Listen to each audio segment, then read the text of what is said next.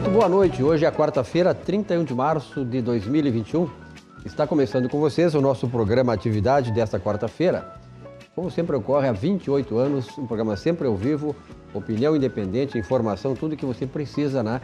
Para começar a sua noite, tá aí para ter uma certa visão de tudo que acontece no Brasil e fora do Brasil, claro. A temperatura neste momento, aqui na zona norte de Porto Alegre, local onde fica a sede e os estúdios da RDC TV, 22 graus centígrados, são 18 horas e 57 minutos, né? Nós sabemos agora que há 15 dias para cá, a atividade começa um pouquinho mais cedo. Ele começava às 19 horas, começa agora 18 horas e 55 minutos. O nosso programa Atividade é exibido pela RDC TV, canais 24 e 524 da Claro Net TV, para todo o Rio Grande do Sul, todo o Brasil, e claro, pelas redes sociais, pelos aplicativos, para o mundo inteiro nos ver. Bom, neste dia de 31 de março, vamos falar sobre essa data que é importante para o Brasil, historicamente, e daqui para frente também. Nós vamos começar sempre, claro, a tradição do programa aqui é sobre o esporte, mas antes eu quero apresentar os nossos participantes do programa desta noite. Está aqui comigo no estúdio o Dr. Jefferson Boeira, que é diretor do Sindicato Médico do Estado do Rio Grande do Sul. O Sindicato Médico que tem tido um protagonismo nessas questões ligadas à pandemia e a questão da autonomia médica e tal, e esse é um dos assuntos que nós vamos tratar com o Dr. Jefferson Boeira. Dr. Jefferson, é um prazer, uma honra muito grande recebê-lo aqui no programa, na atividade ao vivo. O prazer é meu, obrigado, agradeço a oportunidade de estar aqui falando de um tema que é tão caro, tão importante para nós médicos, ainda mais nesse momento que estamos vivendo. Muito obrigado. Perfeitamente. Dr. Jefferson, que é carioca, né? Sou carioca. Carioca, e como a maioria do carioca, o carioca mesmo, o que é? Flamenguista. O doutor Jefferson é flamenguista. Nós, gremistas e colorados, sabemos muito bem do que representa o Flamengo, sobretudo nos últimos tempos. Bom, também está conosco aqui, e pelo tubo, a Roxane Ponzi. Ô, Roxane, boa noite, prazer em tê-la novamente no programa, agora aí no tubo. Boa noite, Silvio. Um prazer estar aqui na atividade, né, batendo ponto, excepcionalmente numa quarta-feira, costumo ir na quinta, mas hoje quis aqui estar com os amigos, mesmo que pelo tubo. Silvio, temos que trocar essa nomenclatura, agora é LED, não é mais tubo. Ah, tá. Não, porque aqui a gente disse que os nossos amigos que participam aí pelo tubo ficam entubados. E é difícil dizer que está entubado hoje em dia, né, cara? O pessoal fica com medo. Olha, outro dia disse para Simone, Simone, tu que está entubada aí, opa, o que é isso? Mas está fazendo o programa pelo tubo, entubada. Bom, também participa aqui conosco, além do Dr. Jefferson e da Roxane Ponzi, que pelo LED, né, Roxane, está o Dr. Marcos Vinícius de Almeida. Prazer, Dr. Marcos Vinícius. Prazer, doutor. O Dr. Marcos lá no vídeo, lá no LED, né? Um grande abraço, querida amiga.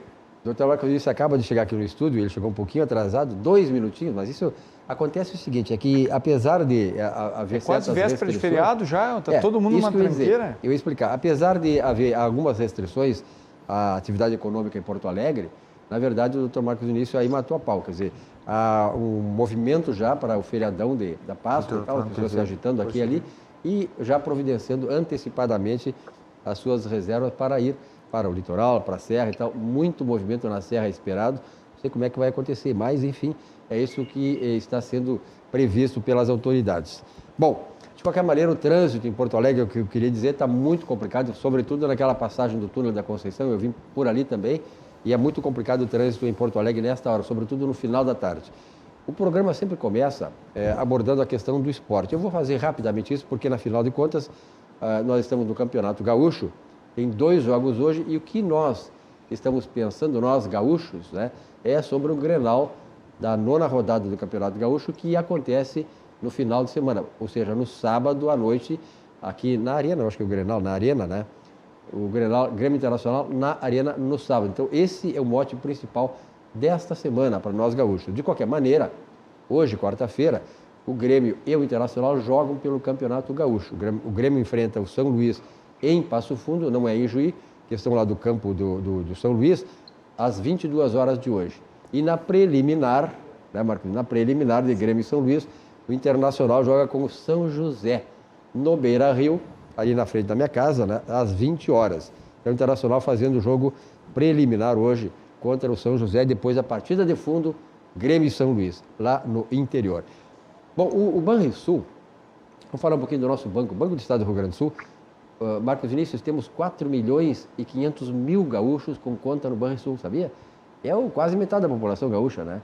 Que prestigia o seu banco. É um quarto da população do Rio Grande do Sul correntistas de um banco. Correntistas de um banco. Isso é mais do que a população do vizinho Uruguai, por exemplo. Isso população inteira, né? Perfeito. Isso mostra exatamente a força que é o Banrisul entre nós gaúchos. É uma instituição muito ligada à nossa tradição, à nossa cultura, enfim.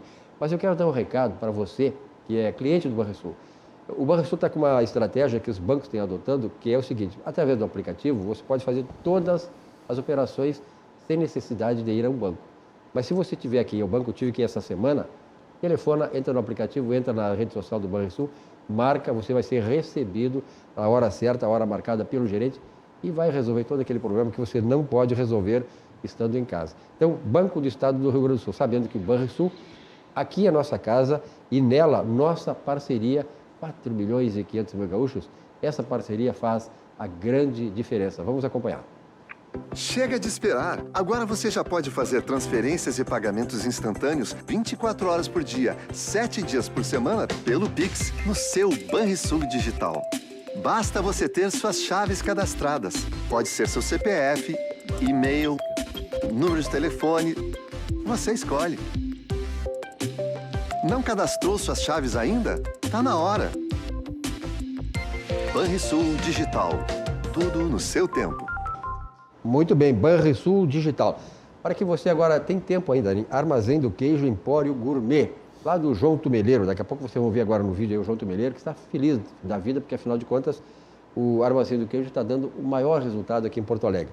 Ele que vem lá da Serra Gaúcha e traz para nós, aqui em Porto Alegre, os produtos que nós antes tínhamos que deliciar-nos lá na Serra Gaúcha. Tem que subir a serra para ver. Então olha aqui, ó, padaria, queijaria, mercearia gourmet desde 2004 aqui em Porto Alegre, na capital gaúcha. E esta é uma ótima oportunidade para quem aprecia o sabor da Serra Gaúcha aqui em Porto Alegre. Por exemplo, aqui, ó, queijos, frios, especiarias, conservas, pães, massas, pizzas. Eu sei que o Dr. Marcos Vinícius adora uma pizza, né, Dr. Marcos Vinícius? Uma calabresazinha assim com vinho e tal, né? Lá da Margarita. Do mundo. O que tu acha? Chás, aí para as damas, tem muitas mulheres ainda que fazem chás, tá? Nos hotéis e tal. E também lá no Armazém do Queijo se reúnem para tomar um chá. Agora vem uma época boa, né? Frio. Biscoitos, geleias, doces, patês, vinhos espumantes, quer dizer, salmão, camarão, pato, marreco, cestas para presentes. Olha aqui, ó, uma oportunidade interessante. Agora vem a Páscoa, né? Você pode seguramente, né, fazer lá na Armazém do Queijo, encomendar uma cesta para presente e também pratos prontos do Armazém do Queijo. Faça o seu pedido, teleentrega, você pode usar o WhatsApp 980 20 71 07, Armazém do Queijo. E lembrando que eles também estão lá em Bento Gonçalves, lá sede, né, lá que nasceu, na rua Júlio de Castilhos, 563, fica ali próximo à Praça Vico Barbieri, lá em Bento Gonçalves. O WhatsApp lá de Bento Gonçalves, você vai subir a serra, de repente quer marcar uma visita lá, 991 27 37 72. E lá na Serra Gaúcha, em Bento Gonçalves, o Armazém do Queijo é atendido pela dona Nilce Tumeleiro e a dona Miriam Tumeleiro, a família Tumeleiro, né, está envolvida aí nesse evento maravilhoso, esse empreendimento que hoje está disponível para nós aqui em Porto Alegre. Não precisamos subir a Serra Gaúcha, que é maravilhoso subir a serra, né, o Marcos Vinícius? Apesar de termos aqui, é bom subir a serra e aproveitando, subindo a serra, chegar em Bento Gonçalves, lá na Armazém do Queijo, lá será muito bem recebido. Muito bem, olha aí que maravilha, né? Cada quitute, cada produto, a qualidade. Tem um produto aí que aparece sempre nesse comercial que não é da Serra, né? Que é lá da minha região, da Costa Doce, que é o azeite Costa Doce, que ele faz bastante propaganda e um dos mais vendidos aí, produzido em Dom Feliciano. Em Dom Feliciano? Em Dom Feliciano. Tu é da onde de Eu sou nascido em Tapes, cresci no município de Sentinela do Sul, mas eu vivo Costa Doce, né? A região Costa Doce como um todo. É verdade. Aliás, a região Costa Doce que começa a ter um pouco mais de desenvolvimento. Eu me lembro assim que quando eu fiz meu curso de economia, nós fazíamos muito a questão das regiões do Rio Grande do Sul, onde é que produzia isso, aquilo e tal. E a Costa Doce era uma região muito esquecida, né? Uma pessoa pobre e tal. Quer dizer, mas os investimentos começaram agora também aí para aquela região toda, na partir daqui de Guaíba. Guaíba é hoje uma cidade extremamente importante, tem grandes empreendimentos, e a Costa Doce começa a ser também uma região desenvolvida no Rio Grande do Sul. Vamos falar um pouquinho de sucos Petri, que o doutor Jefferson Bueira está se deliciando também com o sucos Petri.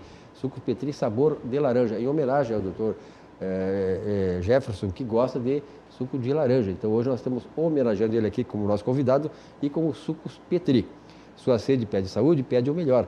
Sucos Petri, a bebida de todas as estações. Suco de laranja, suco de uva, 100% natural, sem adição de água, açúcar e conservantes. Muito bem. Vamos então bater um papo aqui no nosso programa. Que horas são aqui? 19 horas e 7 minutos e a temperatura permanece 22 graus centígrados. Está caindo a temperatura. Aliás, há um mês atrás, a gente começava o programa aqui, doutor Marcos Vinícius, o senhor esteve aqui, a temperatura era 28, 29 graus. Agora, no máximo, vai a 22 graus. Quer dizer, então, já estamos no outono e a temperatura começa a cair. Mas eu quero começar lá com a Roxane Ponzi. Roxane, porque há aí anúncio de alterações no Código de Trânsito Brasileiro, né? E para quem compra e vende veículos, por exemplo, que alteração é essa? O que vai mexer com o pessoal que está querendo negociar veículo, Roxane? Então, Silvio, eu estou tentando, a conta-gotas, passar as informações, né, daquilo que vai, de uma certa forma, impactar na vida do cidadão. Em dia 12 de abril, então, entra em vigor talvez a maior das alterações do Código de Trânsito. E hoje, né, quis trazer aqui para aquelas pessoas que têm a intenção de fazer a compra e venda de um veículo, saber o que muda, né, da compra e venda feita antes do dia 12 e depois do dia 12 de abril. E uma das coisas que, enfim, a gente já sempre alerta para aqueles que fazem, né, esse tipo de negociação, especialmente para quem vende um veículo, que é a tal da comunicação de venda. O que é a comunicação de venda? É aquele procedimento que você adota, né, depois de proprietário e vendedor assinarem o DUT, né, o documento de transferência, reconhecer firma desse documento de transferência, você faz uma cópia autenticada desse documento e encaminha para o órgão de trânsito, entrega num CRVA, para que o Detran saiba que aquela negociação aconteceu. Essa comunicação de venda, ela exclui todas as responsabilidades, né, por multas ou até por um eventual acidente que o veículo cometa, alguma coisa assim. O antigo proprietário se preserva, né, em relação à sua responsabilidade. Então, a comunicação de venda é um procedimento muito importante para quem faz esse tipo de negócio. No código, né, atual, na redação atual, o prazo para aquela pessoa que vende o veículo comunicar a venda, né, é de 30 dias. Com a alteração, a partir de 12 de abril, esse prazo passa para 60 dias. E, da mesma maneira, também cria possibilidades de que essa comunicação de venda seja feita em ambiente virtual, em ambiente digital, tornando esse procedimento mais fácil. Vou dar um exemplo. São Paulo, por exemplo, hoje, quando você vai até um cartório e reconhece a firma, o próprio cartório comunica para o Detran que houve aquela transação. O Rio Grande do Sul não. O Rio Grande do Sul faz aquela transação no cartório e você tem que tirar uma cópia autenticada e encaminhar para o Detran.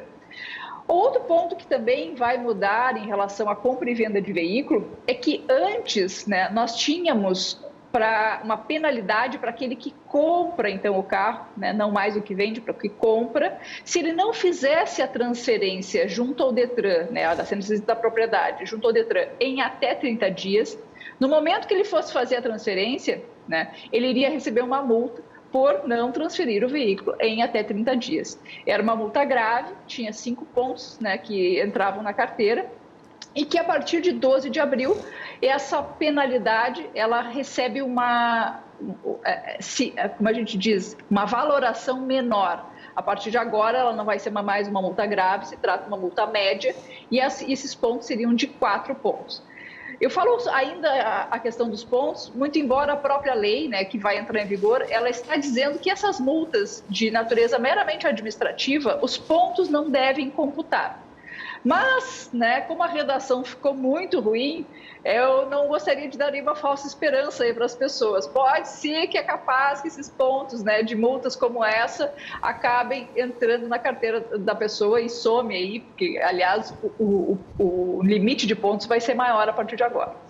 Então, o que muda? Né, os prazos, justamente, para comunicação de venda, né, e a penalidade para aquele que deixa de fazer a comunicação, que deixa de fazer a transferência dentro de 30 dias.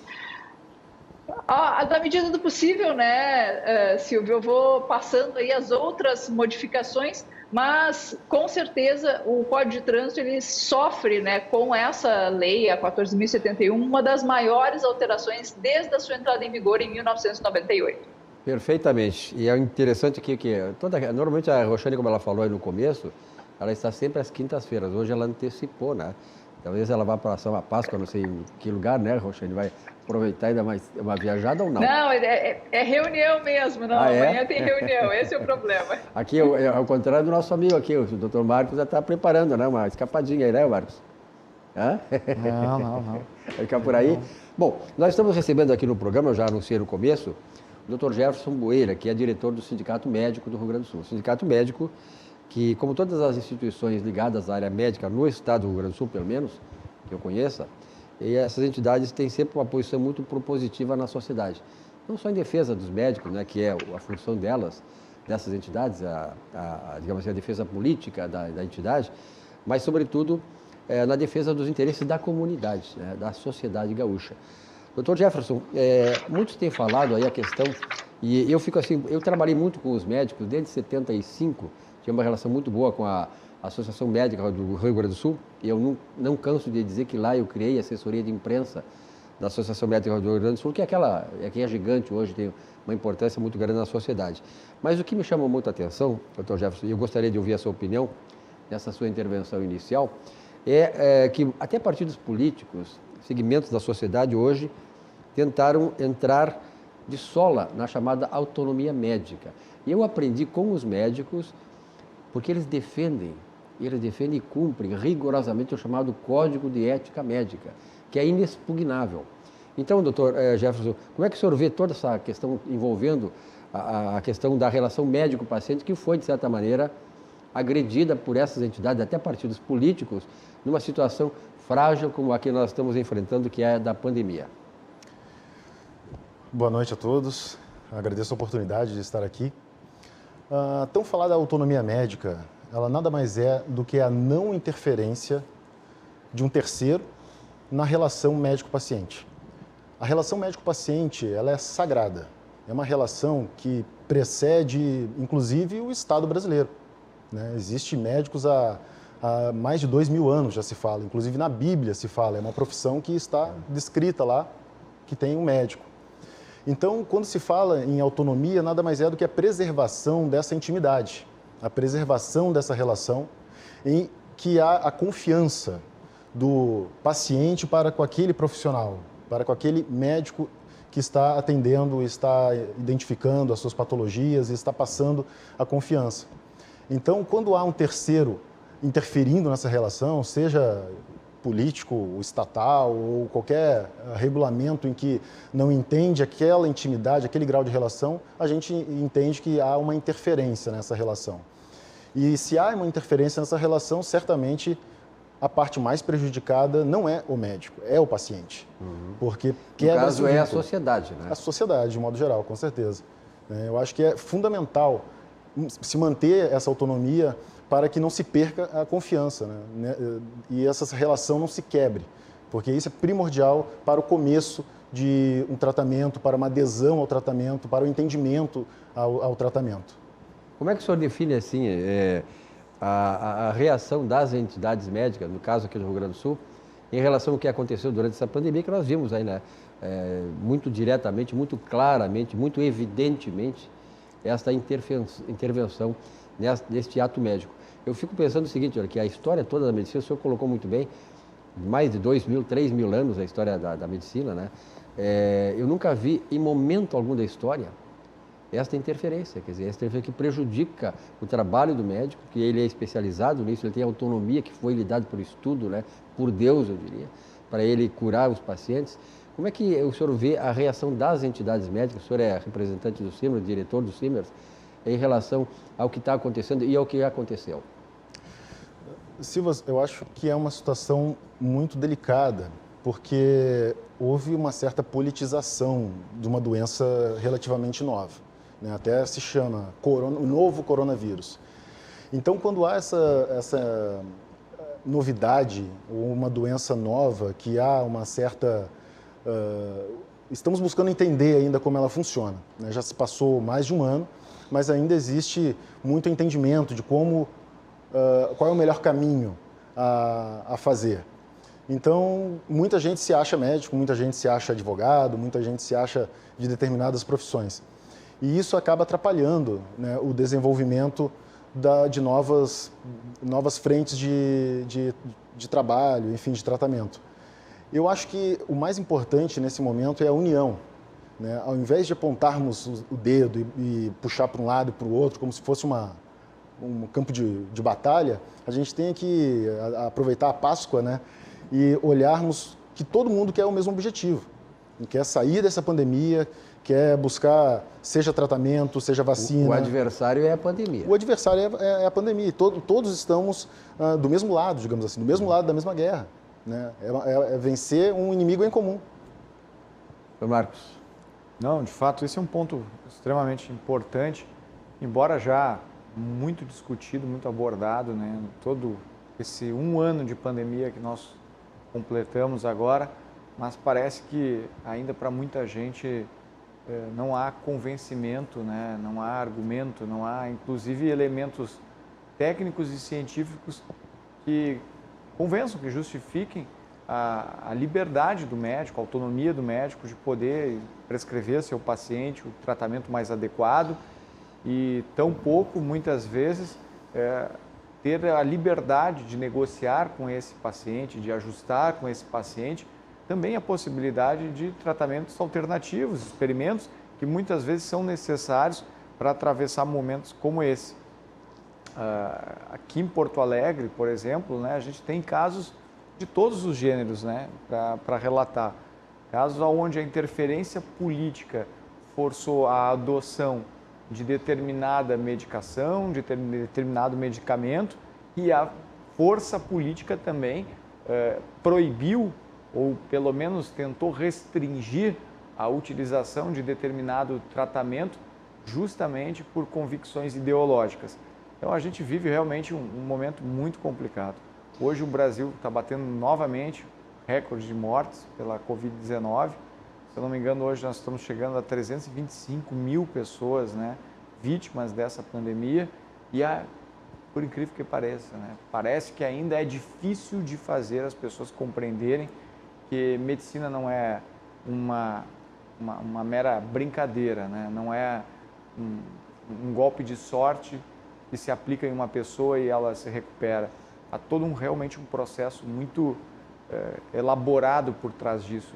Ciência não é achismo, e quando a gente fala de ciência, né, não adianta vulgarizar essa palavra. Ciência é isso, medicina é ciência. Perfeitamente.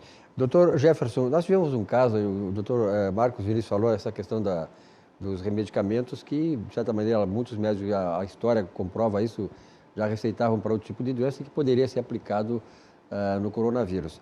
E uma médica do interior do estado, se não me engano, em Camaquã, ela acabou receitando para um paciente, os pacientes acabaram falecendo.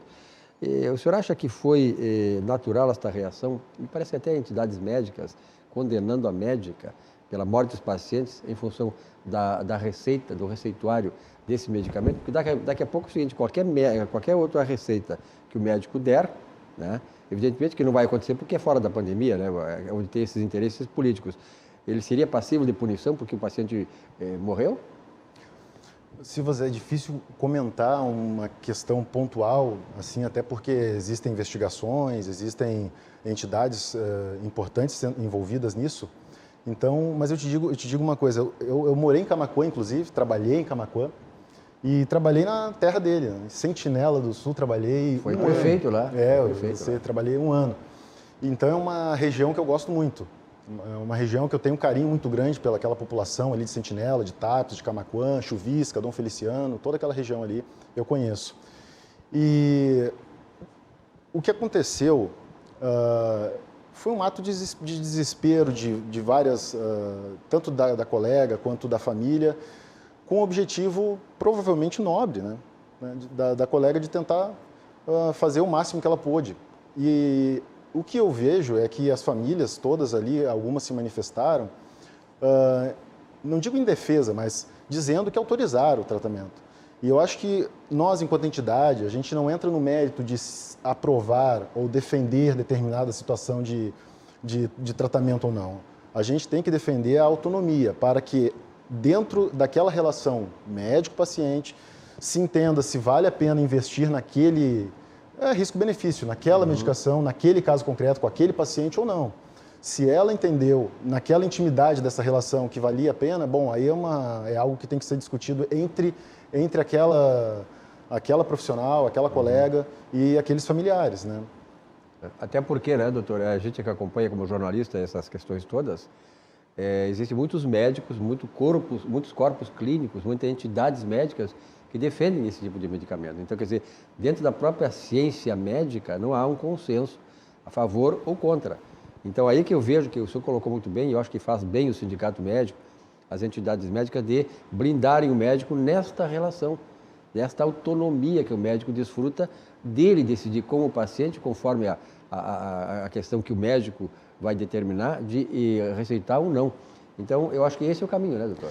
Eu acho que esse é o caminho até pelo seguinte, quando ocorre, assim, e aí eu não vou enumerar medicações, mas hoje se sabe que muitas vezes para tratar uma enxaqueca, se olhar a bula da medicação lá, vai estar dizendo que é antidepressivo. Da pessoa, mas eu não sou depressiva, né?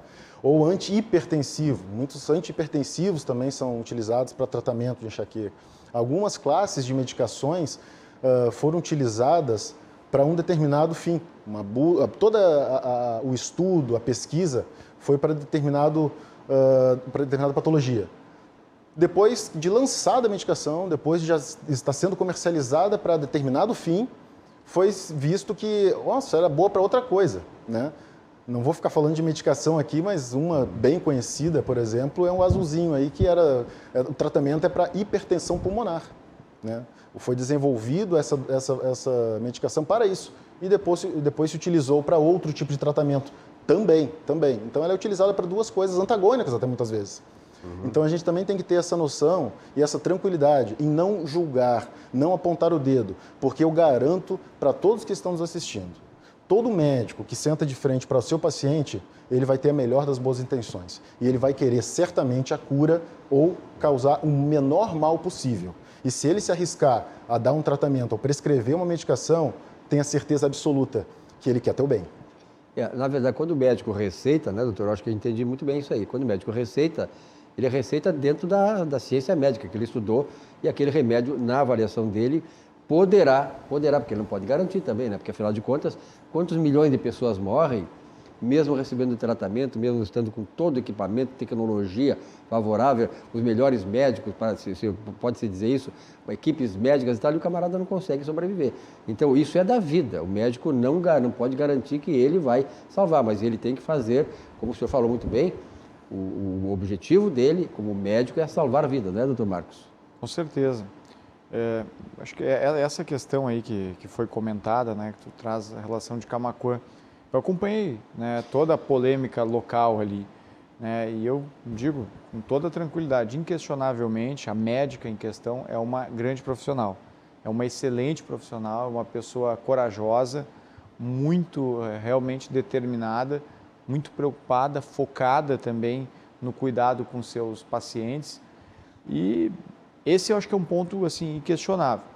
Agora, a polêmica toda, né, que foi gerada não foi só simplesmente pelo fato da prescrição do medicamento, né, mas dentro daquele conjunto de profissionais que atuavam na instituição hospitalar, apenas ela se sentia segura de aplicar aquele medicamento daquela forma nos pacientes, e esse foi o grande né, choque da questão, porque os demais profissionais do corpo clínico não se sentiam realmente à vontade, né, de administrar a medicação daquele modo, né, daquela forma. E isso gerou toda uma grande polêmica que afetava familiares, afetou toda a questão do corpo clínico. E aí volta-se a questão, né? A relação do médico com o seu paciente, ela não pode ter interferências externas, não pode ter interferências políticas, né?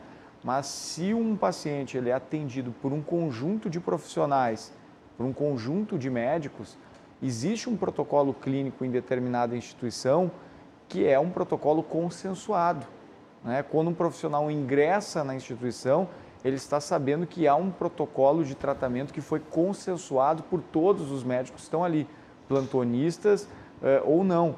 E quando se tenta fazer a administração de uma droga diferente daquela, né, não se pode forçar o restante do corpo clínico a agir na mesma condição.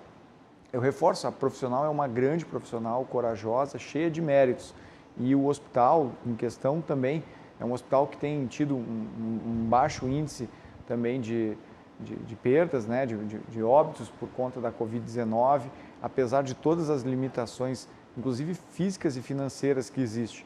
A polêmica toda foi política, né, foi de explorar politicamente aquilo como se fosse a cura ou se fosse um milagre e também da outra forma, né, de tentar impedir ou tolir as pessoas, né, de achar que era de direito delas, né, demandar determinado tratamento. Foi a politização, infelizmente, a politização no tratamento de vidas de pessoas que estavam realmente fragilizadas e talvez algumas delas, né, em estado que talvez não tivesse mais caminhos, mais tratamento a ser feito.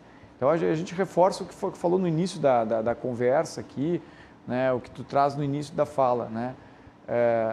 A relação do médico com o seu paciente, ela não pode ter interferência alguma, de modo algum. Mas também os próprios profissionais não podem querer obrigar, condicionar os seus colegas a seguirem uma mesma conduta quando ela não foi pactuada, consensuada dentro de protocolos técnicos, protocolos científicos. E se sabe que esse tipo de procedimento só se dá exatamente em função da politização que se deu à questão pandêmica no Brasil. Porque eu não sei se tu tens informação, mas eu acompanho o mundo inteiro, eu não vejo nenhum outro país em que o foco não é combater a pandemia, é combater o governo. Então aqui no Brasil está se combatendo o governo, até porque o presidente, lá no começo, o presidente de certa maneira recomendou esse medicamento, então nós sabemos que o centro de tudo é desestabilizar o governo. Lamentavelmente nesse país as coisas continuam acontecendo deste modo. Um país subdesenvolvido, eu não sei quando é que um dia nós vamos alçar voos mais altos. Olha aqui, vamos falar de uma instituição extremamente importante aqui no Rio Grande do Sul, que é a Auxiliadora Predial. A Auxiliadora Predial se consolidou aqui no mercado do Rio Grande do Sul e hoje está lá em São Paulo. É uma das empresas hoje do mercado imobiliário paulista extremamente concorrido, que hoje desponta neste mercado. A Auxiliadora Predial tem um lema: simplificar a sua vida é o nosso melhor objetivo. O telefone da Auxiliadora Predial aqui em Porto Alegre, anote aí o prefixo 51 32 16 6100 e lá em São Paulo 11 23 48 40 00. Tem o site aí da Auxiliadora Predial, auxiliadorapredial.com.br. Você saberá de mais informações sobre isso e principalmente é o seguinte: eu como economista sempre recomendo que o melhor investimento começa pela forma com quem é que você vai contratar para cuidar do seu investimento. Seu investimento imobiliário é a mesma coisa que o mercado de ações, né, que você tem que ter um conhecimento e tal. Se não tem, dá para um especialista de confiança e ele vai lhe indicar o caminho. Então, a Auxiliadora Predial, você vai estar o seu investimento garantido, o seu lucro, o seu retorno também estará absolutamente garantido pela Auxiliadora Predial. E vamos falar, claro, aqui está o Dr. Jefferson Bueira, lá do Simers, o Sindicato Médico do Rio Grande do Sul. Neste momento crítico da saúde, reforçamos a defesa, a proteção e condições de trabalho dos médicos que estão expostos aos graves riscos desta pandemia. EPIs, insumos, estrutura e leitos são fundamentais, mas a consciência para cuidados, a consciência cidadã para os cuidados com a saúde ainda continuam sendo, claro que, determinantes. Sindicato Médico do Rio Grande do Sul, defender os médicos é defender a saúde. Um lema interessante aí e oportuno do Sindicato Médico do Rio Grande do Sul. E você que precisa sair de casa, precisa ir no supermercado, suprir lá a sua casa de materiais, enfim, de alimentos, claro, o supermercado Zafari está aberto, como sempre, né? Agora, até às 21 horas, com todos os equipamentos, todos os cuidados para você se sentir bem, não contaminar e também não ser contaminado. E, afinal de contas, nós sabemos que o supermercado Zafari continua sendo aquele lugar onde a gente se encontra. E daqui a pouco nós vamos poder nos encontrar com mais tranquilidade, sem medo que aí está, de certa maneira, trazendo problemas para as pessoas e tal, para todos nós. Então, daqui a pouco o Zafari estará realmente liberado, tomara que isso passe de uma vez e o Zafari voltará a ser aquele ponto de encontro onde a gente realmente se encontra para bater papo com os amigos, fazer as compras, produtos de qualidade, atendimento também. Supermercado Zafari, vamos acompanhar. Todos os dias, faça sol ou faça chuva, os Nakamura se encontram para cultivar esses lindos tomates vermelhinhos. Os mesmos que a Alice nunca deixa de comprar quando vai no Zafari. E sabe por quê?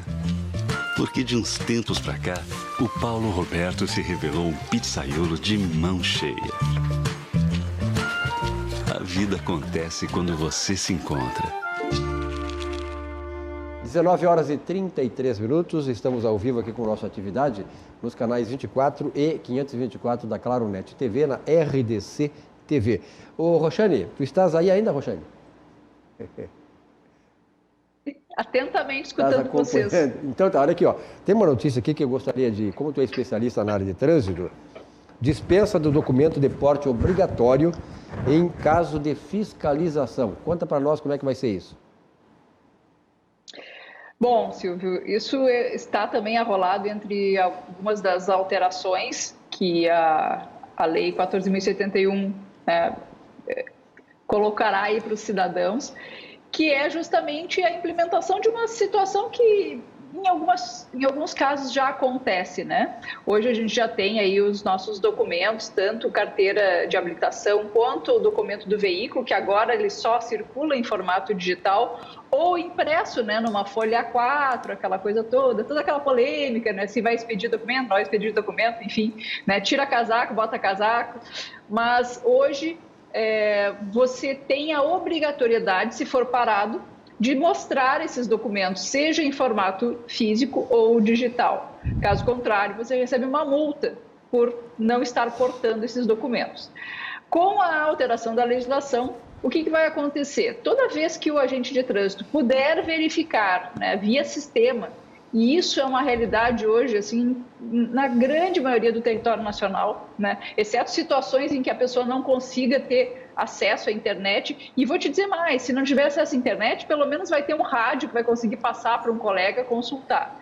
Então, eu acho muito improvável que a gente possa dizer que um agente de trânsito hoje em dia, né, em pleno século XXI, não vai ter condições de ter acesso ao prontuário desse cidadão. Mas, né, toda vez que o agente de trânsito puder consultar o prontuário, ele vai isentar esse cidadão que não estiver portando ou o documento físico ou o documento digital. Mas aí pergunta, como é que não porta o documento digital? Bom, você pode não levar o celular, você pode estar sem bateria. E o lado positivo é que todos esses documentos hoje na carteira digital de trânsito não precisa de internet para você ter eles ali consigo, né? Você não precisa acessar a internet para poder ter o documento. Então, se acabou o plano de dados ali, você não consegue mais acessar o 4G, não se preocupe. Desde que você tenha baixado e tenha lá no seu celular, você consegue. Só que, se faltar bateria, o agente de trânsito pode aplicar uma multa por não portar o documento. A partir de 12 de abril, não mais será assim. Então, essa é mais uma das novidades aí que a gente vai ter em relação à alteração do Código de Trânsito.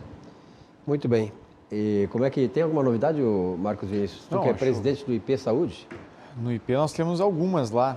Temos avanços importantes aí na expansão dos serviços e dos credenciamentos, especialmente com o Hospital Moinhos de Ventos, que era um grande desejo dos usuários do Instituto poder ser atendido por aquela instituição.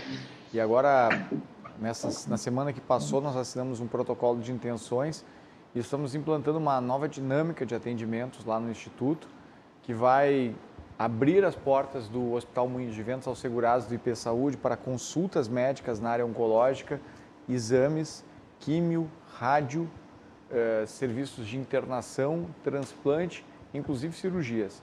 Um grande avanço, porque isso eleva, né, o nível de atendimento de toda maneira em todo o estado, né? Se coloca uma nova régua na linha de atendimento do Instituto e é algo muito importante.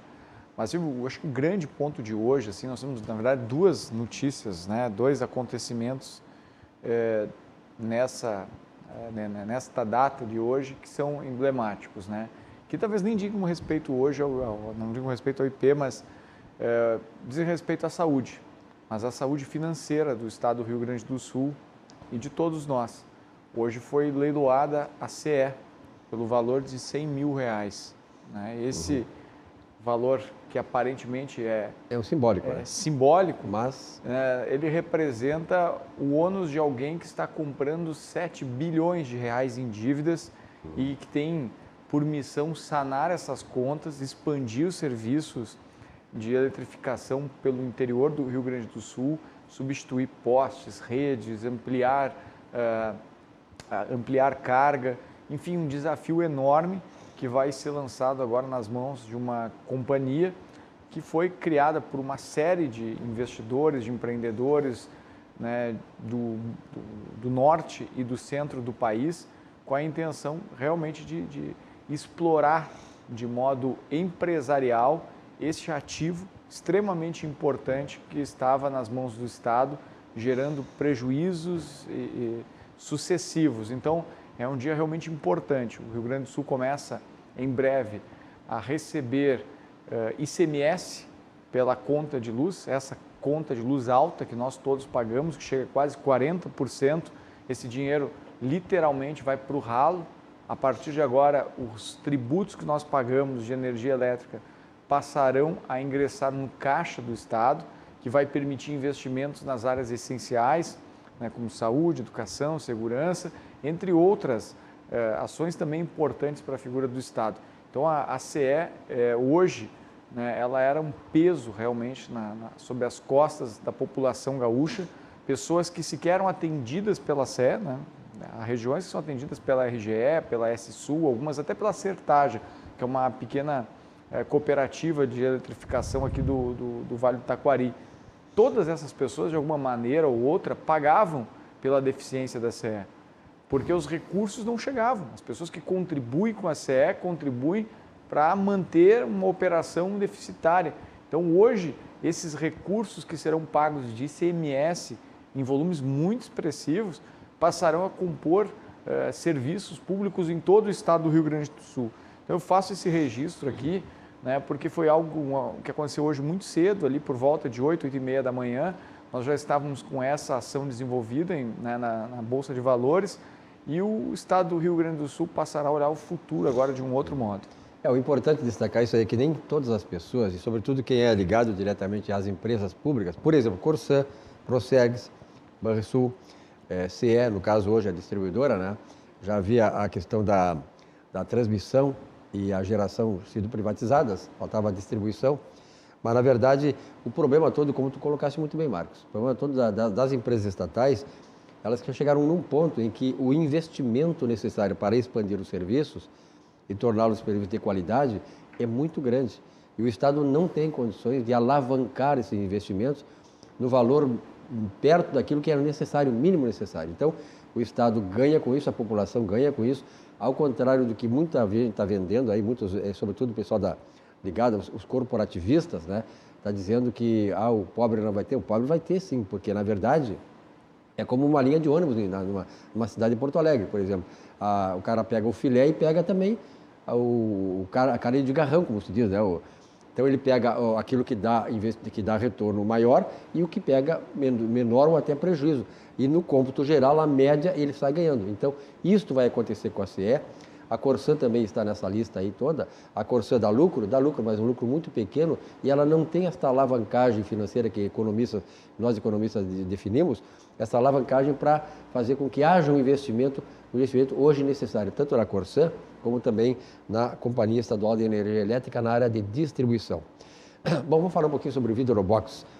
Vidros temperados e laminados, envidraçamento de fachadas, portas com molas hidráulicas, portas automáticas, instalações comerciais, fechamento de sacadas, como eu falei, box para banheiros, películas, divisórias, tampos de mesa, espelhos, vidrobox blindex 3302-4343.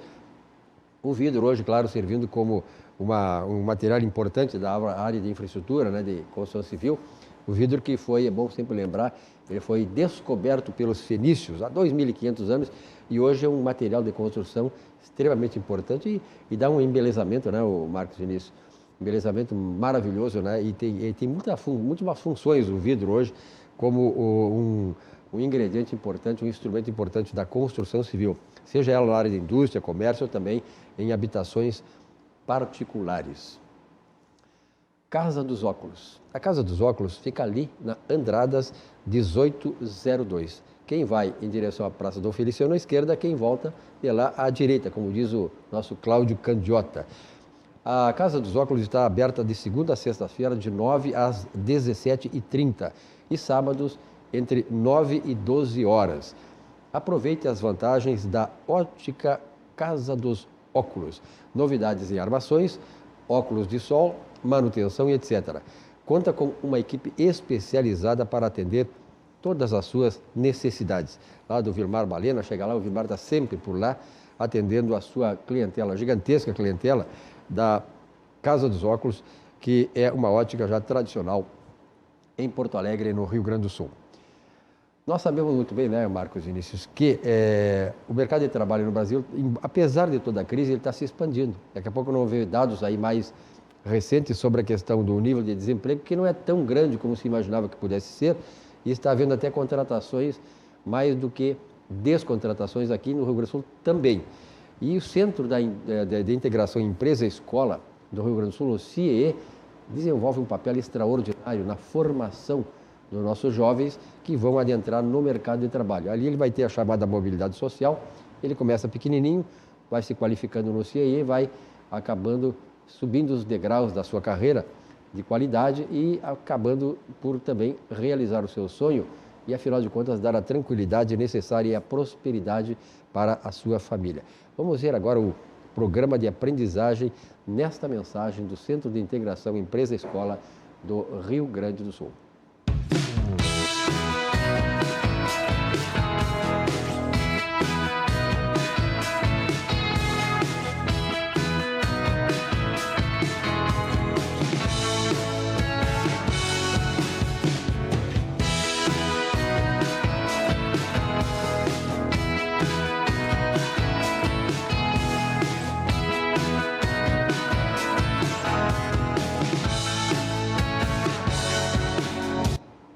Às 19h45, faltam 15 para as 8, nós vamos até as 8h30, então tem mais 45 minutos de programa. Está aqui comigo o Dr. Jefferson Bueira, diretor do Sindicato Médico do Rio Grande do Sul, Dr. Marcos Vinícius de Almeida, que é diretor-presidente do IP Saúde, e a Roxane Ponzi está lá no tubo conosco, na LED, né, como diz a Roxane Ponzi. Dr. Jefferson Bueira, estamos aí com as vacinas, né? O senhor está animado, as coisas... Na verdade, e pelo que os médicos que desfilam aqui no programa contam, né, e eu acho que é um consenso entre vocês, a vacina vai ser a grande solução. Sim, a vacina é uma esperança, né? Até para a gente conseguir ficar mais tranquilo, voltar a ter a vida, digamos, normal. O que é o novo normal, né? A gente ainda não sabe. Mas realmente, as vacinas, sejam elas da onde virem, e eu acho que agora, com essas novas notícias de desenvolvimento de vacina 100% brasileira, eu acho que realmente, ao longo deste ano, acredito que a mais tardar até agosto, setembro, que é o que os estudos demonstram, vão conseguir ampliar o número de vacinados, de imunizações, e certamente é uma das etapas, né, dos prevenções, não só a vacina, obviamente, mas a vacina é primordial, digamos assim. Perfeitamente. O senhor está achando que está bom o ritmo de vacinação no Brasil? Nós sabemos que o problema da vacina é também do mercado internacional, né? De concorrência, de produção e tal. No Brasil parece que a coisa agora começa a se agilizar. O ministro Paulo Guedes disse aí há 2 dias que a meta já para a semana que vem é 1 milhão de pessoas vacinadas por dia, o que é fantástico, né? É muito bom. Eu acho que a gente tem que analisar sempre que nosso país, né, quando a gente faz um efeito comparativo, a gente sempre tem que analisar que o nosso país é o quinto ou sexto maior país do mundo. Continental. Continental. Nosso país é um continente quase. Né? Então, a gente também tem que analisar essa questão. A gente tem que analisar que só o estado do Rio Grande do Sul é um estado que é maior do que muitos e muitos países aí fora. Entende? Eu acho que quantos países europeus cabem só dentro do estado do Rio Grande do Sul? Né? Então, a gente também tem que analisar isso, né? Para a gente transportar uma coisa que tem que chegar rápido dentro do nosso estado, tem que ser de avião. Se for questões de horas. Então, a gente também tem que analisar isso e não olhar se está demorado ou não. Acho que as coisas estão andando. A gente tem que comemorar sempre que há um desenvolvimento. E eu analiso, assim, a gente analisa de um ponto de vista bem positivo, que as vacinas estão sendo ampliadas, mais laboratórios estão sendo aprovados na Anvisa, e eu acho que o principal é a vacina brasileira também que está vindo, e com esse insumo farmacêutico ativado 100% nacional, com certeza deteremos toda a capacidade de produção e mais doses serão produzidas, com certeza. Aí é a logística só de distribuir para todo o território. Aí o senhor colocou assim, a logística só vai sair, que tem um grande problema, que o senhor colocou, o senhor respondeu também a questão, um país continental como o Brasil, né, a logística também é fundamental do ponto de vista de ela ser bem estruturada, a dar não só vazão, mas a dar agilidade para isso, não é, Marcos? Verdade.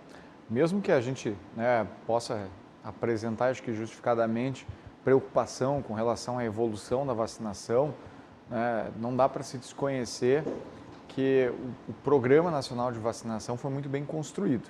Ele tem alguns ajustes que merecem ser feitos. E eu acho que esses ajustes, na verdade, acho que não tem convicção, que esses ajustes já deveriam ter sido feitos logo nos primeiros 10, 15 dias de vacinação. A gente tem visto aí prefeitos sendo enquadrados por improbidade administrativa por entender que uma parcela da sua população é prioritária para a manutenção dos serviços essenciais, ou seja, os agentes de segurança. Temos visto prefeitos sendo responsabilizados por improbidade administrativa por tentar, de alguma maneira, dizer que professores são essenciais na construção da sociedade e que precisam ser vacinados antes. Alguns municípios entendem que tem que ser vacinado, inclusive, os profissionais, motoristas de transporte coletivo, porque é através deles que a população vai se movimentar e vai poder trabalhar. O Programa Nacional de Vacinação ele deve ser obedecido, ele tem muitos méritos, mas num país com essa dimensão, né, que o Dr. Jefferson aqui fala, que tu mesmo fala, né, continental como é o Brasil, né, nós temos um continente inteiro chamado Brasil, as decisões tomadas em um gabinete fechado em Brasília nem sempre são as mais acertadas. Quem vive a realidade, o dia a dia e o mundo real são as pessoas que atuam nos municípios. Ninguém melhor do que um vereador, do que um prefeito na condição de agente público para saber o que é prioridade para a sua comunidade, para saber o que é necessidade. Agora, logo no início da vacinação, a gente conversou isso num dos programas aqui, no Cruzando as Conversas. Eu tive a oportunidade de conversar com o prefeito de Turuçu na primeira semana de vacinação. Ele havia recebido 60 doses e a orientação é vacine todos os idosos acima de 90 anos e aqueles que estão em asilos. Ele aplicou 30 doses, vacinou toda a população. E o que ele fazia com o resto? Ele disse, o que eu vou fazer com o resto agora? Eu já vou vacinar, já vacinei as equipes de saúde, já vacinei os idosos, o que eu vou fazer? Vou esperar um comando agora para poder vacinar? Ou pego essas minhas doses e entrego para o município de São Lourenço do Sul que está faltando? Concedo elas para Canguçu, para Pelotas. Se ele faz isso, ele é trucidado pela população. Mas se ele não faz, se ele não provoca esse debate e tenta vacinar lá um outro grupo que ele entende prioritário para a saúde e o bem-estar daquela comunidade, pode ser enquadrado, né, por crime de responsabilidade, por ser enquadrado por improbidade administrativa.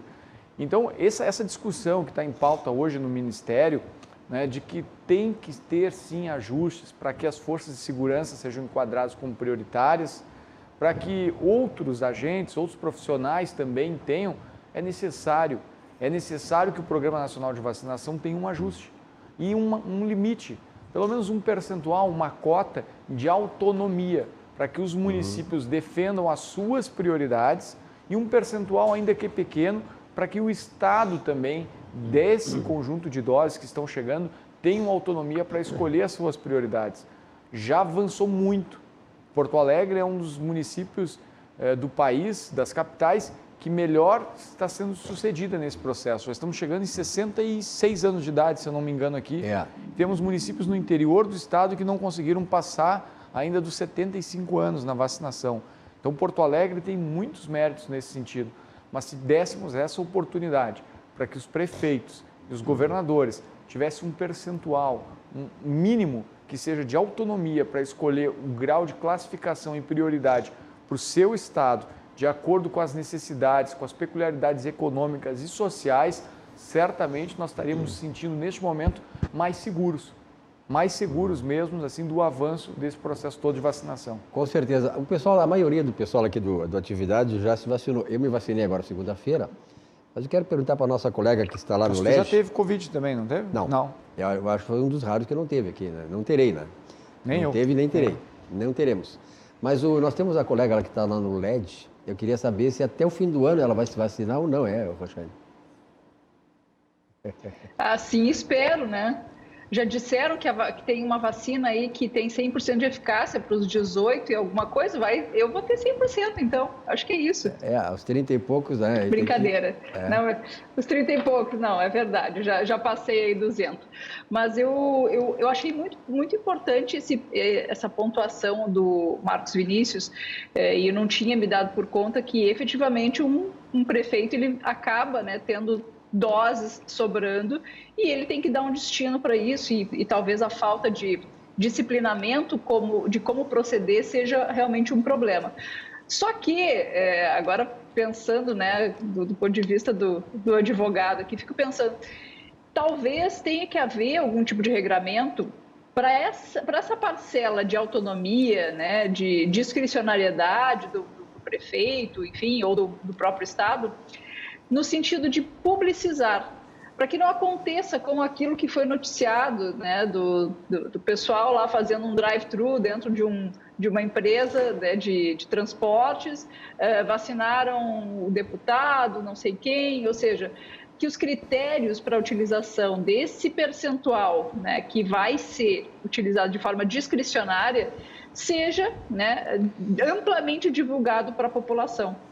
Eu acho que isso evitaria qualquer tipo de questionamento quanto aos interesses, né, do destino dessa sobra.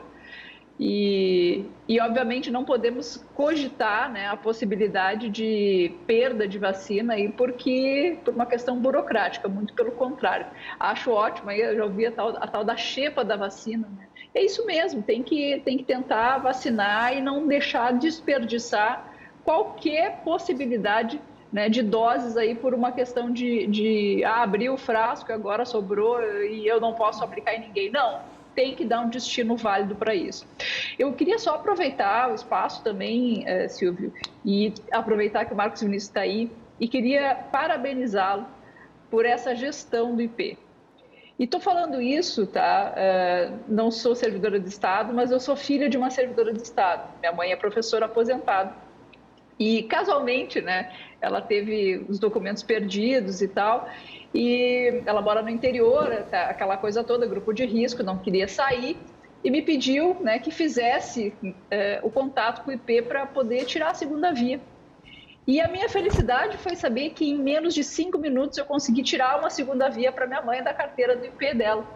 E isso talvez não fosse possível há muito pouco tempo, né? Porque nós sempre tivemos aquele ranço em relação ao órgão de previdência do Estado, né? O Instituto de Previdência do Estado, que tudo era difícil, tudo era complicado, né? E eu vejo, assim, até pelas próprias postagens do Marcos Vinícius, também sou advogada, vejo o quanto, né, a OAB está ansiosa para poder se utilizar dos serviços do IP, agora mais a adesão aí do Hospital Moinhos de Vento, eu só vejo benefícios, né, para aquilo que é nosso. O Instituto de Previdência do Estado é do Rio Grande do Sul. E que bom que ele está sendo comandado né, por uma pessoa tão competente. Então, quero te dar os parabéns aqui em público, né? Não fiz no privado, mas faço em público, viu, Marcos? Obrigado. Parabéns, que continue assim e que cada vez mais, né, as pessoas que hoje podem aproveitar, né, do IP, que usufruam da melhor maneira possível. Olha, o prefeito de Porto Alegre, eu estava vendo o programa aqui, então agora, neste momento, a prefeitura lançou uma nota dizendo o seguinte: Prefeitura de Porto Alegre orienta serviços vacinadores sobre eventuais sobras de vacinas contra a Covid. E a nota diz o seguinte: sobras seriam destinadas aos grupos prioritários de vacinação, idosos, dos mais velhos ao de menor idade até 60 anos, profissionais de saúde e, na ausência desses, pessoas com comorbidades descritas no Plano Municipal de Vacinação. Isso é importante, né, doutor Jefferson? Que bom que eu tive a oportunidade, porque eu acho que existe peculiaridade, principalmente com os profissionais da área da saúde, né? Eu trabalho com vários colegas de vários municípios, ainda mais da região metropolitana aqui. Amanhã, por exemplo, eu faço um plantão, faço 24 horas numa cidade vizinha, ou seja, eu estou trabalhando em outro município. Colegas se deslocam de outros municípios para vir trabalhar em Porto Alegre. E toda a região metropolitana transita esses colegas. Tem técnicos de enfermagem que trabalham em 2 hospitais de diferentes cidades. Tem médicos que trabalham em 3 cidades diferentes da região metropolitana. Então, quando se burocratiza muito, quando se engessa muito, e aí, como é que se faz, né? Tu fica assim, tu quer fazer com que não haja prejuízo, não haja desvio, não haja fraude, mas a burocratização engessa tanto o sistema que acaba prejudicando mais do que evitando essa suposta perda. Então é importante, concordo com o doutor Vinícius, doutor Marcos, que é fundamental essa autonomia de quem está lá na linha de frente, olhando em loco, né, os gestores da área da saúde, prefeitos, vereadores dos seus municípios que entendem, veem a população, sabe quem realmente conhece, quem realmente está precisando, a quantidade, os agentes de saúde, sabe quantos, do bairro ali sabe quantos idosos tem, até de cabeça, porque visitou a casa, o nome das pessoas. São esses que entendem realmente da situação, são esses que sabem quantos estão ali realmente precisando da saúde. Perfeitamente. Olha que a Aspecir Previdência, a Aspecir é uma instituição de previdência complementar aberta, estabelecida em valores éticos como transparência e responsabilidade. Com mais de 100 anos, centenária, de trabalho e dedicação, ela é reconhecida por sua atuação no ramo previdenciário, sempre inovando e desenvolvendo produtos que atendam às necessidades e proporcionem a tranquilidade aos seus associados. A Aspecir Previdência, a certeza de um futuro tranquilo. Plano de pecúlio da Aspecir Previdência. Olha aí, ideal para quem quer planejar e proteger o futuro de sua família, proporcionando aos seus beneficiários toda a tranquilidade, proteção e segurança. Aspecir, uma empresa que muito nos orgulha, fica ali na Otávio Rocha, bem no centro da Porto Alegre antiga, histórica. Bom, o melhor da culinária típica da Serra Gaúcha você encontra no Di Paolo. Comida saborosa, com essência artesanal, preparados com amor, temperos frescos e seguindo as receitas da nona, Marcos Vinícius. A nona, a famosa nona, nossa saudosa nona para muitos, né, que eu, no meu caso. Nossos pratos saborosos são uma volta às origens. Toque caseiro para recriar as experiências ao redor da mesa farta. Que isso aconteça sempre. Prove a sequência de Galeto ao Primo Canto em Porto Alegre, no Boulevard Laçador. Vamos acompanhar esta mensagem do Di Paolo. Tem coisas que a gente nunca esquece. A nossa origem é uma delas. E os rituais familiares nos conectam com o nosso lado mais verdadeiro. Se você fechar os olhos, consegue lembrar desses momentos passados? Cozinhar é um ato de amor. Na casa da nona era assim. O cuidado na escolha dos ingredientes, o capricho no preparo, o tempero caseiro. Cada receita carregava uma história da comida típica da Serra Gaúcha.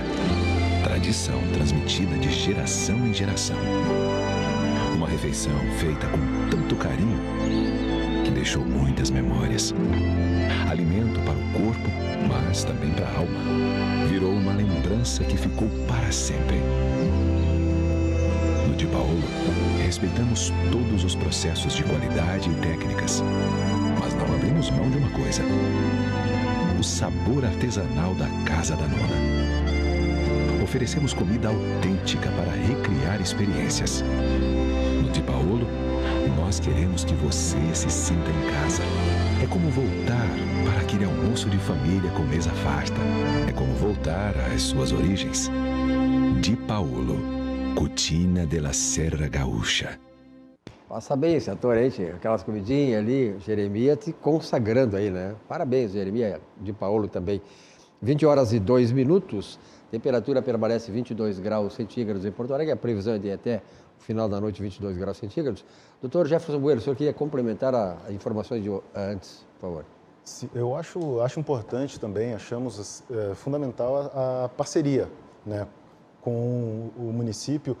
No dia 6 de fevereiro, o Sindicato Médico, em parceria com a Secretaria Municipal de Saúde de Porto Alegre, cedeu o espaço e toda a estrutura do Simers para a vacinação dos médicos que estão na linha de frente e depois, em parceria também com a Secretaria Municipal de Saúde, a gente montou toda a estrutura de novo para vacinar os idosos. Então, eu acho que essa parceria com instituições, eu falo do Simers, mas outras que se disponham a ajudar a Secretaria, eu acho que tem que ser vista com bons olhos.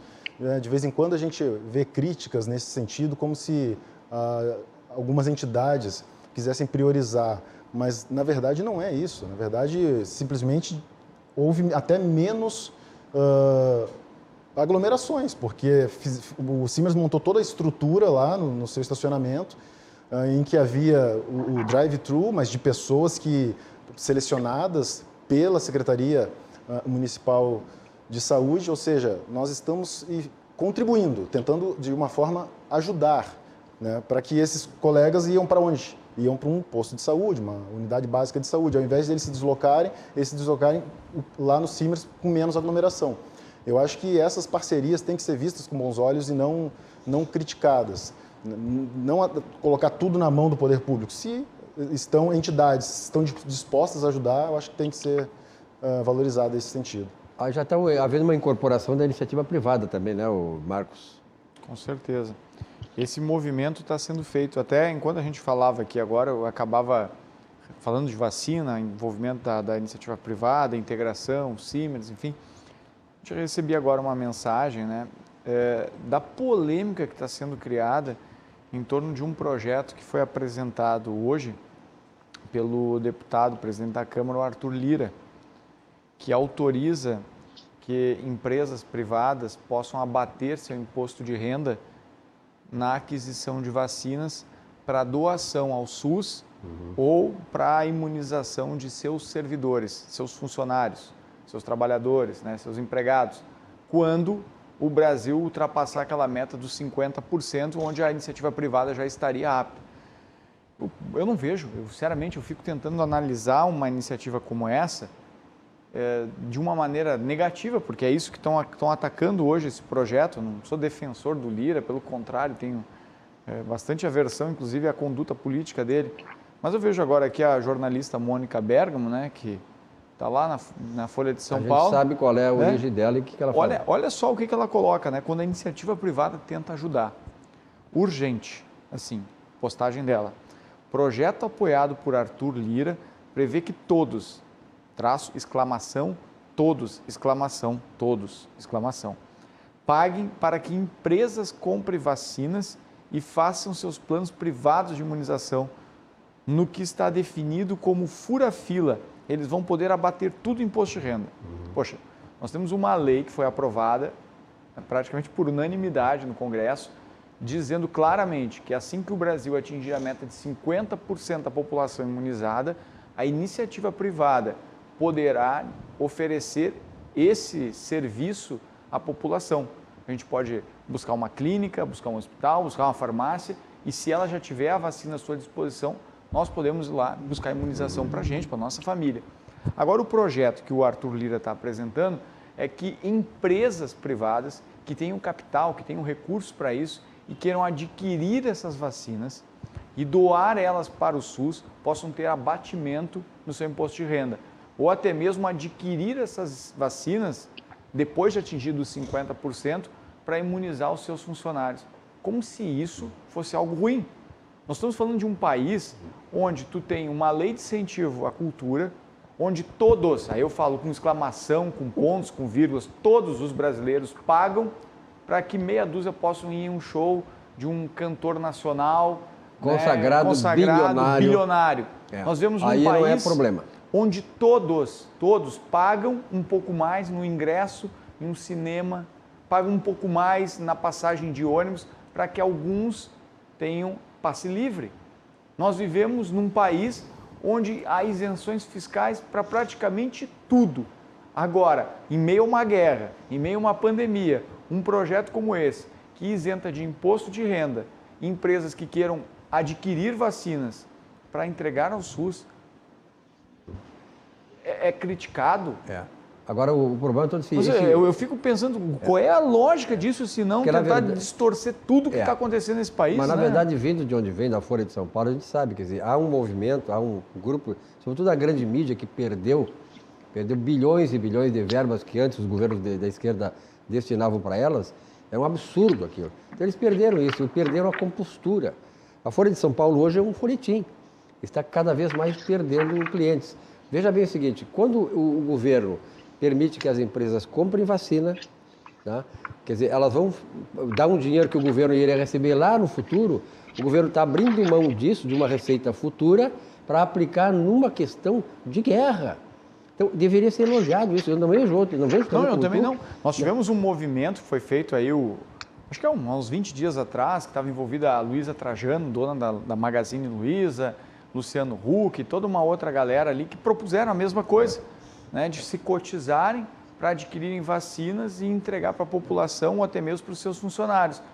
Foi aplaudido, beleza, coisa boa, mas vamos primeiro cuidar do SUS. Aí passou o projeto lá, né? Passou o projeto em Brasília, que autorizava a iniciativa privada a oferecer vacinação a título, inclusive, oneroso, onde cada um vai lá e compra a sua, desde que a população brasileira já tivesse sido 50% imunizada. E a prioridade sempre seria o SUS na aquisição. Agora vem um projeto que está autorizando esses grandes empresários, inclusive, que não vamos pensar que eles estavam querendo fazer doação sem imaginar que não é alguma coisa com isso, né? Claro. Agora está autorizando eles a abater o imposto de renda. Bom, então tá, vamos abater o imposto de renda então para fazer show, vamos autorizar a bater imposto de renda para pagar peça de teatro de ator da Globo, de atriz da Globo, vamos pagar peça show musical de artista consagrado, beleza. Vamos atingir ali uma meia dúzia de pessoas mesmo, para quê?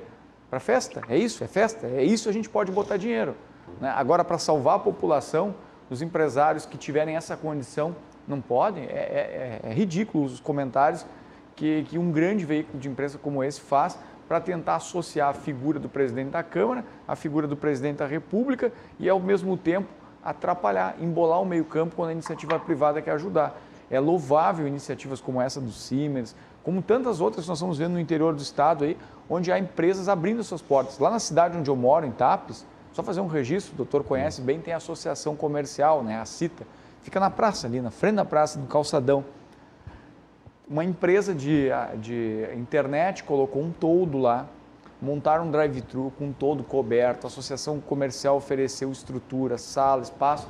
A população inteira está indo se vacinar com o apoio do comércio da cidade, claro, que não está comprando vacina, mas está dando toda a estrutura para que as pessoas sejam vacinadas rápidas e devidamente acolhidas. Então a gente tem que envolver realmente quem quer ajudar. Né? O monopólio do socorro, do apoio não pode ser exclusivamente público. Né? Quem pode ajudar e deve ajudar tem que fazer por Mas si. aí nós sabemos, né? Aí nós vamos verificar que ao longo do tempo com a pandemia, estamos vendo quem é que está interessado em acabar com a pandemia, em contribuir, ajudar com o seu prestígio, a sua influência, para que nós possamos passar esse problema, e aqueles que querem usar a pandemia para derrubar o governo. Nós sabemos que é muito claro esse movimento, né? Então, isso aí ajuda a amenizar, a aliviar as dores e as consequências da pandemia. Mas, por outro lado, ajuda também o governo, ou não serve como uma narrativa para aqueles que querem desarticular e desestabilizar o governo. Doutor Jefferson Rueira, o senhor que tu colocou, eu acho que é nesse sentido, quer dizer, esse envolvimento da sociedade, seja pública, privada, isso é importante nessa hora, quer dizer, nessa hora nós temos que nos unir. Exatamente, é um momento de união, não é um momento, se a gente olhar os problemas, eles existem, eles já existiam até mesmo antes da pandemia, o que a pandemia fez foi desnudar problemas crônicos que já eram alertados pelas entidades médicas de categoria, e agora a gente está vendo na vitrine coisas que estão mais em evidência, né? Mas esses problemas, esse descaso um pouco com a área da saúde já existia. Leitos de UTIs, por exemplo, que é tão falado e agora está em falta, isso aí já existia. Quem não conhece alguém que atrasou cirurgias, que demorava muito para conseguir um leito, isso há anos, internações em corredores, uma carência hospitais, histórica, uma carência histórica do Brasil. Uma carência histórica. Então, agora estão falando como se fosse tudo novidade. Né? Na verdade, isso agora está nos noticiários, né? E já deveria estar há muito tempo. Então, quando a iniciativa privada se reúne e tenta, de uma forma, ajudar, e que seja claro isso, eu acho que tem que ser ajudado, tem que dar todos os meios para que isso ocorra. Rochelle, daqui a pouco eu quero ver a tua opinião. Eu quero, antes, lembrar o Vinhos do Mundo, né? Vinhos do Mundo, o mais importante para a Vinhos do Mundo é proporcionar a você, cliente, a melhor experiência no mundo dos vinhos, sempre com a garantia de economia e qualidade. Passe em uma loja e confira. A Vinhos do Mundo tem 3 locais em Porto Alegre. A primeira, vou mostrar para vocês aí, é bem próximo aqui da RDC TV, Cristóvão Colombo 1493, bairro Floresta, em Porto Alegre, claro. A segunda, na Alameda Alípio César 203, bairro Boa Vista, na capital. E a terceira, lá no meu bairro Menino Deus, na Getúlio Vargas 1135. Você sabia que dá para curtir uma experiência única, visitando as principais regiões vinícolas da Europa, sem sair de Porto Alegre? Claro, na Vinhos do Mundo você faz isso e ainda pode saborear os melhores vinhos do mundo. Olha aqui, pessoal, presta atenção numa coisa. Para ajudar a conter o avanço dos casos de Covid, diminuindo a circulação de pessoas e seguir atendendo aos seus clientes, como sempre, o CCG Saúde disponibiliza o serviço de telemedicina. Isso aí, consultas com o seu médico de referência ou com especialistas, sem precisar sair de casa, o que é importante. É exatamente isso que o CCG Saúde faz para cuidar e ficar pertinho da gente, independente da distância. Lembramos que a telemedicina do CCG Saúde é um jeito prático e confiável de consultar por teleconsultas ou videochamadas com uma equipe especializada que oferece todos, absolutamente todos, os cuidados necessários. Basta agendar pelo site ccgsaude.com.br ou pela central de marcações de consultas. Rochelle Ponzi, essa integração da iniciativa privada também, né, esse mote todo para ajudar na disseminação da vacina em todo o Brasil, com todos os grupos de pessoas e tal, consideras importante, Rochelle? Sim, Silvio, eu não li a reportagem da Mônica Bergamo, não sei exatamente os termos, né, desse projeto de lei, mas ouvindo a manifestação do Marcos Vinícius, eu concordo justamente pelo fato de que num país como o nosso, né, quando atingirmos 50% da população vacinada, certamente já teremos passado todas as idades. A gente sempre tem que pensar num plano de vacinação que ele não atinge 100% da população, né? E por mais que a vacina da Covid seja uma vacina que se queira, né, que imunize a população inteira, obviamente a gente não vai atingir isso. Então eu acredito que quando chegarmos aos 50%, o grande lance vai ser catar essas pessoas para que elas venham se vacinar. Né? E lá naquelas localidades de difícil acesso, né? Ou então, como bem pontuou, se eu sou um empresário, né, e os meus funcionários não foram se vacinar, Que bom que eu posso adquirir essas vacinas, que bom que eu posso vaciná-los, né? Estou colaborando no processo de imunização do governo federal e, ainda por cima, né, diminuo o trabalho e o custo que teria, né, o próprio governo para poder aplicar. Então, não me parece muito lógica a crítica, justamente por conta desses critérios. Como eu disse, não li a matéria, né, não li o projeto de lei, mas se efetivamente for nesses termos, também não vai querer que o empresário agora compre, né, as vacinas e aplique elas gratuitamente, graciosamente, porque, enfim, a gente sabe que o empresário também está sofrendo muito com a questão da pandemia. Foi muito bem observada a tua que fizesse, Roxane. O empresário hoje está sofrendo duros golpes. A cada momento, um determinado período de tempo, vem o fechamento total, o cara não sabe o que fazer. Quer dizer, a empresa sabe que ela, para sobreviver, ela precisa ter uma certa garantia de operacionalidade, porque tem os custos fixos que não param de crescer, não deixa de pagar imposto, não deixa de pagar salário e tal. E isso, essa falta de, digamos assim, de certeza nas coisas, fez com que muitas empresas, nós sabemos aqui no Rio Grande do Sul, aqui em Porto Alegre, muitas grandes empresas estão indo com a corda aqui, ó. Certamente, mais um tempo que passa, elas vão acabar fechando. E o número de desempregados até não é tão grande no Brasil como deveria ser, porque muita gente saiu do emprego e fez uma empresa, um PJ, tal, e está se virando como pode. Então, o empresário não pode arcar com esse custo, até porque ele também já está com a corda bamba. Mas eu quero lembrar para vocês sobre o Barranco. O Barranco está há 51 anos no coração dos gaúchos. A gente, quando vai a São Paulo, no Rio, em Minas Gerais, na Bahia, lá em Pernambuco, em Recife, o pessoal pergunta assim, como é que está o Barranco? O pessoal que vem aqui, né, Marcos Vinícius? Ele quer fazer uma conversa, quer vir aqui para tratar de negócio, ele quer fazer onde? No Barranco. E agora temos também o Barranquinho, mas Barranquinho. O Barranco há 51 anos no coração dos gaúchos. O melhor chopp, o melhor churrasco, o ponto de encontro da capital gaúcha. Subindo ou descendo a Protásio, lá no bairro Petrópolis. Ambientes climatizados e ao ar livre. O telefone do Barranco, olha só, que ripa, hein? Aquela outra costela eu gosto mais, aquela que passou primeiro, mas é maravilhosa. Hein? Olha só, que maravilha. Telefone 33-3161-72, telefone do Barranco. E tem lá o Barranquinho, né? Que oferece também pratos deliciosos, né? O Léo Piscine, 30-28-23-10 e o Barranquinho, né? Sempre trazendo essas novidades para nós aí, sempre um prato típico gaúcho, que realmente hoje é uma atração não só para nós aqui, mas sobretudo para quem nos visita. O fogo sempre aceso, o melhor churrasco à la carte, pratos quentes e frio à disposição, garçons eficientes e simpáticos. Aliás, a direção do Barranquinho sempre estão lá com os clientes.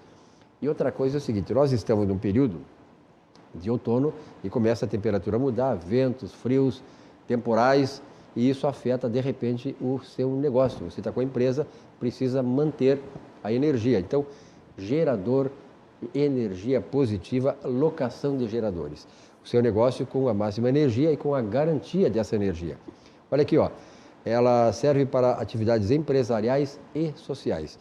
E importante é o seguinte, as locações podem ser diárias, semanais ou mensais. Equipamentos com a potência conforme ajustado nas necessidades da clientela. Algumas áreas de atuação, além da área de eventos. Aliás, a área de eventos está muito prejudicada, que hoje, né, o Marcos Vinícius, nos jornais, no melhor jornal do Rio Grande do Sul, no Jornal do Comércio, já vou falar sobre isso, o setor de eventos também quer receber o auxílio emergencial do Estado. Estão aqui, ó, com a corda no pescoço também. Olha aqui, ó, condomínios em geral, edifícios e horizontais, mercados, restaurantes, churrascarias, empresas do ramo de alimentos que possuem câmara fria e, claro, não podem, em hipótese alguma, sofrer descongelamento. Material lá, alimentos são perecíveis. Empresas com vendas online que, ao ficarem sem energia, têm o seu faturamento paralisado. Hotéis, pousadas, clínicas, obras em geral, fazendas, a tua fazenda lá no interior, né? Certamente está com gerador. Nada, tá louco. Não tem? Onde não, é que é? Não tem nada. Esconde o jogo, viu, Jefferson? Fatores que levam a ficar sem energia. Claro, temporais, eu já falei. Desligamento programado. Claro, muitas concessionárias, às vezes, tem que fazer o reparo aqui e ali, e elas fazem uma programação de desligamento. Você garante a sua energia com o gerador energia positiva, alocação de geradores. Então tem a queima de transformador, queda de postes, por acidentes, árvores, etc. O telefone aí da Gerador Energia Positiva, 999-6868-26. Uma informação importante aí, chegou agora, a Câmara dos Deputados acaba de aprovar um projeto que prorroga até 31 de julho, a entrega da declaração de renda pessoas físicas, que era 30 de abril, né? Havia uma determinação da Receita Federal de não haver mais essa prorrogação, mas a Câmara dos Deputados, claro, sentindo o problema, a problemática toda da pandemia, enfim, uma série de fatores aí envolvendo não só os funcionários da Receita Federal, mas também quem declara imposto de renda, como nós, né, resolveu, nesse projeto de lei aprovado, prorrogar para 31 de julho. Bom prazo, né, Jefferson? Já fez a tua declaração? Está pensando aí, tranquilo? Ainda não fiz, tem que fazer, é verdade. Não, mas esse prazo realmente, porque inclusive para nós, profissionais de saúde, aumentou muito o trabalho, a gente está trabalhando bastante, muitos dobrando turnos, então realmente esse prazo aí foi bem positivo. Perfeitamente. Outro assunto é o seguinte, o auxílio emergencial, atenção aí, só vai receber o auxílio emergencial, essa nova rodada do auxílio emergencial, quem já recebeu anteriormente, né? Não tem novos grupos de pessoas e novos aderentes ao auxílio emergencial. Esse auxílio emergencial, que começa a ser pago na terça-feira, será de R$ 250 em média. 150 para a família com uma só pessoa, para uma pessoa, 250 para mais de uma e 375 para mães únicas provedoras do lar. Marcos Vinícius, isso é de certa maneira o anterior, né? Aquele projeto todo e aquele programa todo do governo, dos 600, foi 3 ou 4, depois foi mais e tal, é que de certa maneira sustentou o crescimento da economia ou a não queda maior da economia. Foi só, eu digo só, mas a previsão era 9%, 10%, foi só 4,1% no ano passado. Não, eu vou te dizer assim, eu conheço pessoas que nunca tiveram tanto dinheiro na vida com o auxílio emergencial do governo federal. Pessoas pobres, realmente, que trabalhavam de maneira informal, que nunca tiveram tanto dinheiro na vida. Foram pessoas que conseguiram muito mais do que se manter durante a pandemia, mas também melhoraram de vida. E eu não estou falando algo exagerado, né? O próprio Diese apresentou um dado ali que com o auxílio emergencial que havia sido entregue, né, milhares de famílias no Brasil durante aquele período tinham saído da linha da miséria efetivamente. Então, isso só mostra duas coisas, o quanto o Brasil é pobre, de verdade, e o quanto um programa de renda mínima, ao estilo que outros países desenvolvidos fizeram, é importante. A gente pode ter críticas à configuração do Bolsa Família, por ele praticamente escravizar as pessoas àquela relação com o governo, de receber todo mês um dinheirinho e tal, e ficar preso ali. Ele não tem um desmame, né? Ele não tem uma porta de saída, uma porta de liberdade para as pessoas. Isso precisa ser aperfeiçoado. Então, um programa como esse, né, que vem ser agora reeditado, ainda que em valores menores, acrescidos, inclusive, do auxílio emergencial estadual, que vai começar a vigorar, e de algumas prefeituras que estão fazendo também as suas ações de auxílio emergencial municipal, vai dar, sim, uma condição de dignidade para muita gente que trabalha de maneira autônoma, né? Que não tem uma relação de trabalho permanente. Isso vai ser muito importante para esse período ainda de amargura que nós estamos vendo. Hoje, como a gente falou, né, o Brasil bateu um novo recorde de mortes, foram mais de 3.800 pessoas. O Brasil vive o epicentro da pandemia no mundo, né? Está aqui, nós estamos vivendo isso nesse momento. Então, um auxílio emergencial nessas condições, nesse período, é um fator que acalenta muitas pessoas que estão totalmente, né, desorientadas, sem saber como trabalhar, como cuidar das suas famílias. Então, é muito bem-vinda as ações, sejam elas municipais, estadual, inclusive federal. Até que o presidente Bolsonaro, agora no fim da tarde, deu uma entrevista dizendo que ele voltava a ter diferenças com relação às restrições feitas pelos governadores, porque, segundo ele, dados do IBGE, a fome está começando a agraçar em todo o país. Vamos ver um pouquinho a capa do Jornal do Comércio de hoje, quarta-feira, 31 de março, chefes militares deixam o governo Bolsonaro. Comandantes do Exército, Marinha e Aeronáutica saem após a demissão do ministro da Defesa. O Rio Grande do Sul cria 29.500 novos postos de trabalho no mês de fevereiro, que mostra aí que a nossa economia também é uma economia pujante. E um projeto importante é o projeto que muda regras para a construção civil no centro de Porto Alegre, que será apresentado amanhã. Eu acho que o prefeito Melo vai fazer realmente um grande governo, né? Ele que é uma pessoa de diálogo e que conhece verdadeiramente a cidade, e Porto Alegre precisa se reestruturar e recuperar aquilo que é a cidade histórica, que é linda e maravilhosa. Roxane Pose, eu quero te agradecer a presença no programa hoje aqui pela LED, e 1 minuto para a tua consideração final. Então, Silvio, espero que eu não congele aqui, que o sinal estava meio ruim, mas só reforçando para as pessoas que a importância que a gente continue adotando as medidas sanitárias, lavar as mãos, usar álcool gel, distanciamento social, máscara, enfim, toda aquela ladainha, para que a gente possa sair dessa situação o quanto antes.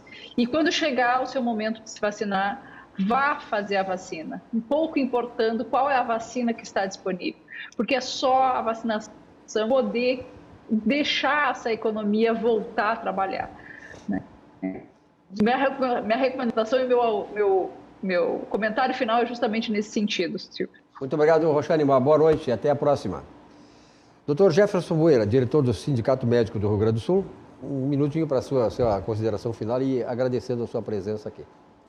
Eu agradeço a presença, eu agradeço o convite, agradeço a oportunidade de estar aqui e eu me dirijo a todos que estão assistindo, também aos colegas, que é um momento de união dos médicos, de união da toda a classe da saúde, para a gente ultrapassar este problema que a gente está vivendo, superar essa crise, essa pandemia, que a gente possa olhar isso como fato histórico.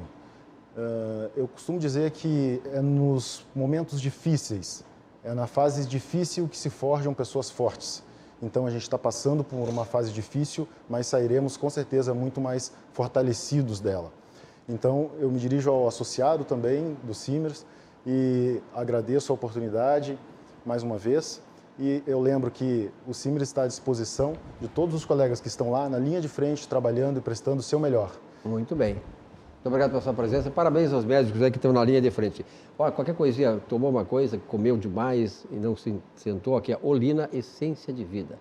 Tome Olina, você resolve o seu problema, porque na verdade a Olina é um medicamento de mais de 100 anos e é o medicamento da família. Quando dá problema de indigestão, problema de malformação estomacal, Olina absolutamente resolve, né, Marcos Vinícius? Já teve experiência com Olina? Muitas. Muitas. Teu recado final. Muitas. Só que agora eu estou jejuando, né? Nesses últimos dias aqui, para tentar tá certo. Guardar tudo para domingo. 30 segundos para o teu recado final. Muito obrigado aí pelo convite, um grande abraço aí aos amigos aí que estão nos assistindo. Agradecer a oportunidade de estar aqui hoje com o Dr. Jefferson, com a Roxane, né, lá do LED, do outro lado. E mandar um grande abraço aí para o nosso querido amigo José Silva, que eu tenho certeza, se ele já não está nos assistindo pelo celular, deve estar quase aí, desejar... Daqui a pouco o nosso time, o Grêmio aí, Zé. Grande força, grande recuperação a ele. Tá bom. Obrigado, Marcos Vinícius, também, Roxane, Dr. Jefferson, obrigado para todos vocês. A telespectador, muito obrigado pela sua fidelidade aqui ao nosso atividade, há 28 anos no ar. Tenham todos uma boa noite, um sono maravilhoso. Amanhã, um novo encontro aqui. Até lá.